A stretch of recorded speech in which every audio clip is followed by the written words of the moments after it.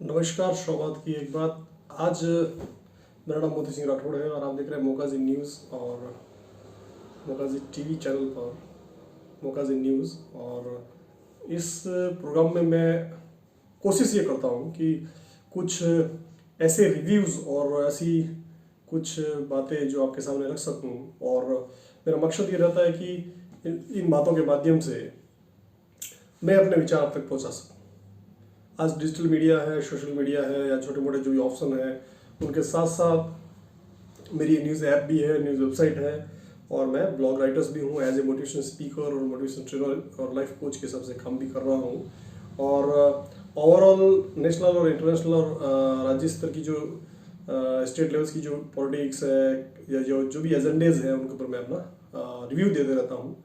तो 100 बात की एक बात में मैं आज जो बात करूँगा कि पिछले 5 साल में राजस्थान की जो राजनीति है वो किस दिशा की तरफ किन किन मोड़ों से होती हुई, किन किन घटनाक्रमों से होती हुई आगे बढ़ी है। और कई वादे, कई ऐसी चीज़ें हैं जो राजस्थान की राजनीति में छोटे मोटे चुनाव में भी किस प्रकार हमें रोकती रही और किस प्रकार हमारी योजनाओं, हमारे सपनों और हमारे विचारों पर काम करती रही। तो आज हम बात करेंगे कि जो अशोक गहलोत सरकार है वो कैसे हमारे लिए अच्छे काम करती रही और नहीं भी करती रही। तो इसको हम एक पोस्टमार्टम रिव्यू की तरह लेंगे कि कैसे इस पोस्टमार्टम रिव्यू के तहत हम ये अपना विचार जो है रख सकते हैं। जब सरकार आई थी तो उसने संविदा कर्मियों की घोषणा परमानेंट करने की थी कि कैसे भी हम करके हम संविदा कर्मियों को परमानेंट करेंगे। उसके बाद विद्यार्थी मित्र है या ऐसी कई एग्ज़ाम्स हैं, कई योजनाएं हैं, कई चीज़ें जो है जब सरकार आई थी तो उन्होंने कहा था कि 10 दिन में हम किसानों के तमाम ऋण माफ़ कर देंगे। लगातार 5 साल कंप्लीट होने के लिए आए हैं, अभी तक तो ऋण माफ़ के लिए कुछ कार्य हुआ नहीं है। साथ ही जब सरकार आई थी तब सरकार ने वादा किया था कि किसानों के लिए बहुत कुछ करेगी, लेकिन किसान अभी भी जो है इंतजार में है। और सरकार स्वयं जो है आपसी मनमुटाव, आपसी रंजिश और आपसी जो एजुकेशन है उसके ऊपर काम कर रही है। रही बात क्या रिव्यू रहेगा या किस प्रकार का रिव्यू रहेगा, यह तो हमारे जो ऐप फॉर्मेट्स हैं या एजुकेशन फॉर्मेट्स है उसके ऊपर काम होगा। लेकिन मोटिवेशंस की जो सेमिनार जितने भी होते हैं उन मोटिवेशन के सेमिनार्स में अभी हम रूरल डेवलपमेंट्स के ऊपर जो है यूथ के ऊपर काम कर रहे हैं कि सरपंच लॉबी जो है वो या मान लो ग्रामीण लॉबी जो है या ग्रामीण तहसील तालुका जो जिला स्तर है ऑल ओवर इंडिया, राजस्थान नहीं ऑल ओवर इंडिया। तो आप अपना एजुकेशन किस प्रकार कंप्लीट कर सकते हैं, किस प्रकार आपके एजुकेशन के साथ आप अपना एक जो फ्यूचर है वो डेवलप कर सकते हैं। साथ ही एजुकेशन की कौन कौन सी कमियां हैं, चाहे वो रमसा है, चाहे संसदीय क्षेत्र है, चाहे CSR है या अन्य के ऊपर भी हम काम कर रहे हैं। मैं एज ए ऑनलाइन कोचिंग के साथ साथ, ऑनलाइन एजुकेशन के साथ साथ युवाओं के लिए जो एजुकेशन के ऊपर जो है एक हमारा टॉक शो रहता है और 100 बात की एक प्रोग्राम रहता है चौपाल के साथ साथ, उसमें भी हम काम करेंगे।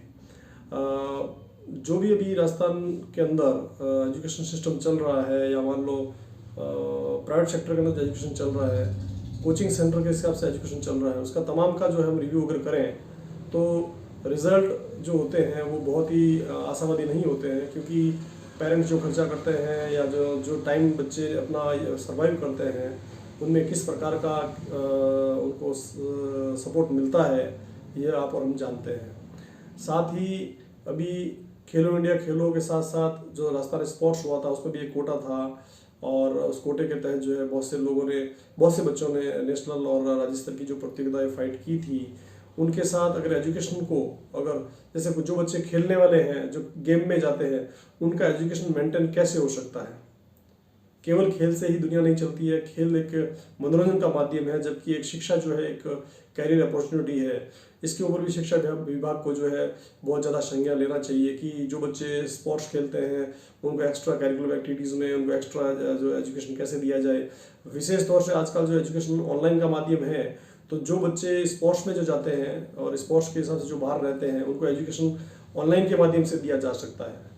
पहले तो शुरू से तो यही होता आ रहा है कि ऑफलाइन के अंदर जो बच्चों को टाइम नहीं मिलता है, बच्चे स्पोर्ट्स में मान लीजिए आज भी जोधपुर है तो कल जयपुर है, परसों अजमेर है, कोटा है, या मान लीजिए दिल्ली है। बड़े स्तर के जो कॉम्पिटिशन्स होते हैं स्पोर्ट्स के, उसमें बच्चे एक जगह से दूसरी जगह जाते रहते हैं, तो उनकी बहुत सी स्टडी खराब होती है। पेरेंट्स को अगर ये खुला बोला जाए कि आपका बच्चा केवल खेल के लिए ही आया है, तो शायद पेरेंट्स इजाज़त नहीं देंगे। लेकिन पढ़ाई के साथ साथ खेल भी एक कैरिकुलम एक्टिविटीज़ है जिसके अंदर बहुत सी अपॉर्चुनिटी है। बहुत से डिपार्टमेंट के अंदर डार्ट गेम से लिया जाता है, जैसे रेलवे है, जैसे बहुत से आर्मी है, BSF है, या मान लो बहुत से ऐसे कोटे हैं जिनके अंदर डार्ट गेम्स अपॉर्चुनिटी है। लेकिन उन गेम अपॉर्चुनिटी को अगर क्लियरली ये कहा जाए कि आपको केवल गेम के लिए बच्चों को आना है, तो कोई पेरेंट्स अलाउड नहीं करेगा और ना ही एकेडमिक सेशंस के अंदर उनको अलाउड किया जाएगा। स्पोर्ट्स का बहुत सा टाइम जो है वो एजुकेशन ऑनलाइन माध्यम से कंप्लीट हो सकता है। थर्ड बात ये है कि जो एजुकेशन हो रहा है वो बहुत महंगा होता जा रहा है और बहुत ज़्यादा महंगा हो रहा है। और ऑनलाइन के माध्यम से भी अभी ठीक है, एजुकेशन ऑनलाइन आया है तो उसके हिसाब से भी बहुत महंगे महंगे कोर्सेज बन रहे हैं। यानी ऑनलाइन के माध्यम से तो इतनी छूट मिल चुकी है कि आप जब जैसा चाहो वैसा कोर्स, यानी MRP या कोई डिसीजन नहीं है, उसके ऊपर भी गवर्नमेंट को थोड़ा ध्यान देना चाहिए कि किस प्रकार से कैसे उसको जो है कंट्रोल किया जाए, कैसे उसको जो है बेहतर बनाया जाए, इसके ऊपर भी विचार होना चाहिए। क्योंकि आज तो चलो ठीक है, हम मान रहे हैं कि एजुकेशन ऑनलाइन हो रहा है, लेकिन ऑनलाइन के अंदर डिज़ाइन जो हो रहे हैं कोर्स, वो कोर्स डिज़ाइन किस प्रकार से हो रहे हैं, कैसे उन कोर्सों को डिज़ाइन किया जा रहा है, क्या उनकी MRP जो फंक्शन है वो कैसे क्लियर हो रहे हैं, और किस प्रकार डिजिटल कोर्सेज को जो है मार्केट किया जा रहा है, इसके ऊपर भी गवर्नमेंट को ध्यान देना पड़ेगा। क्योंकि जो भी कोर्स बन रहे हैं उसमें इंडिविजुअलिटी है, जो कोर्स बना रहे हैं वो अपना खुद का इंडिविजुअल वर्क दे रहे हैं, और कोर्स जो डिज़ाइन किए जा रहे हैं उसमें बहुत बड़ा MRP बंच जो है गवर्नमेंट को स्टेबलाइज करना चाहिए। चौथी बात यह है कि जो MRP होती है वो, जैसे मान लीजिए अभी ड्रेस कोड है, जो बच्चराज है या कोई भी अगर फॉर्म है अगर मान लो, तो उसको ड्रेस कोड जो है बहुत महंगे स्तर पर जो बिक रहे हैं, उसको कैसे कंट्रोल किया जाए। एजुकेशन ही एक माध्यम नहीं है, एजुकेशन के अंदर जो बहुत से जो एक्सपेंसेस है उसको कैसे कंट्रोल किया जाए, उसको किस प्रकार से कंट्रोल किया जाए, ये सबसे बड़ा मेथड है। जैसे मान लीजिए आज ड्रेस कोड है, हम बाहर से जो कपड़ा लेते हैं वो 500-600 का आता है, अंदर वो वही कपड़ा जो है 5-5 हज़ार का, 3-3 हज़ार का, 2-2 हज़ार का होता है।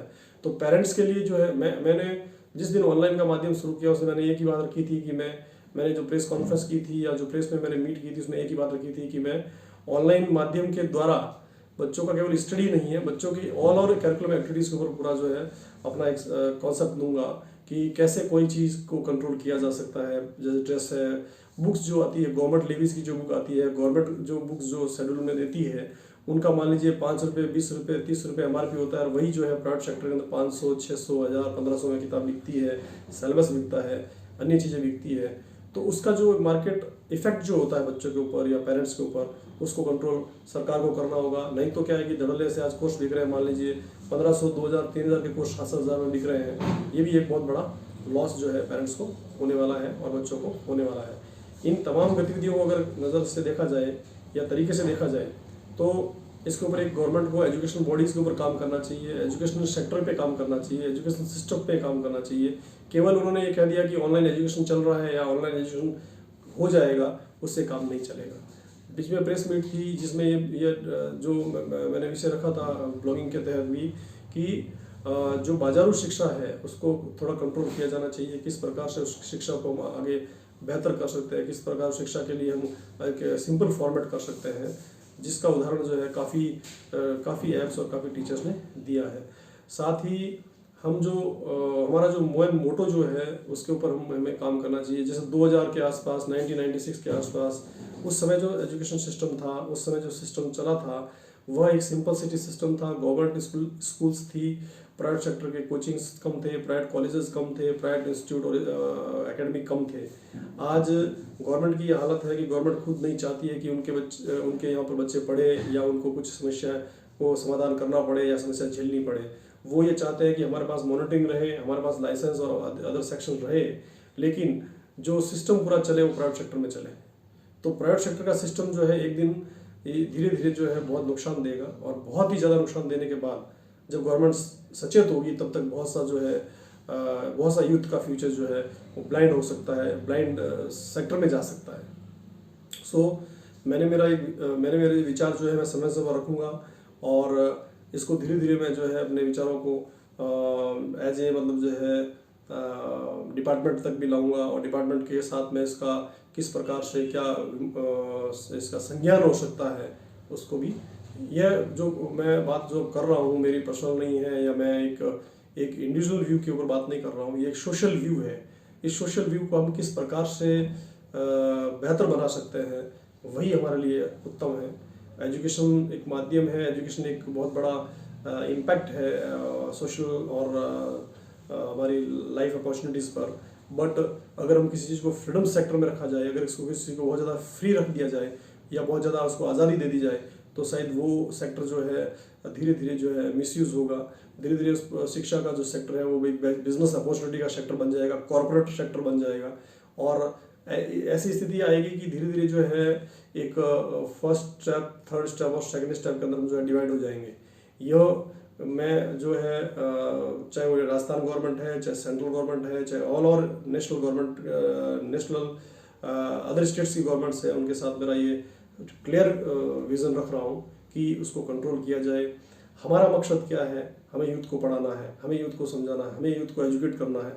बट उससे अगर हम बिजनेस करना शुरू कर देंगे तो हमारा जो मेन मोटो है एजुकेशन का वो खत्म हो जाएगा, क्योंकि गवर्नमेंट कभी भी किसी भी चीज़ को प्रेशराइज नहीं कर सकती है।